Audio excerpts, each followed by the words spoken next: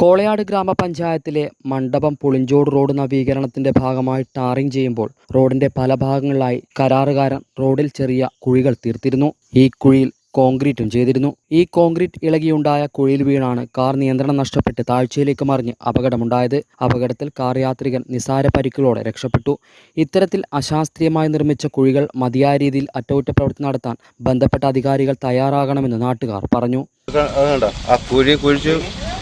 Engineer കുഴിച്ചാന്ന് പറയുന്നത്. അതൊരു engineer കുഴിച്ചിട്ട് കുഴി അങ്ങനെ തന്നെ വെച്ചിട്ട് അടച്ചിട്ടില്ല.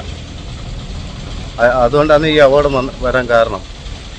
തന്നെയല്ല, ഈ റോഡിന്റെ അവസ്ഥ നിങ്ങൾ വന്ന് അപ്പുറത്തെ കെട്ടാണ്, കരിങ്കല്ല് കെട്ട്.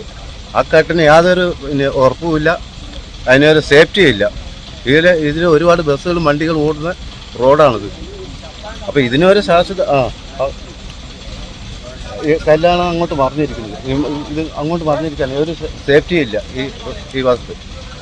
അപകടത്തിൽ താഴ്ചയിലേക്ക് മറിഞ്ഞ കാർ ക്രെയിൻ ഉപയോഗിച്ച് റോഡിലെത്തിച്ചു.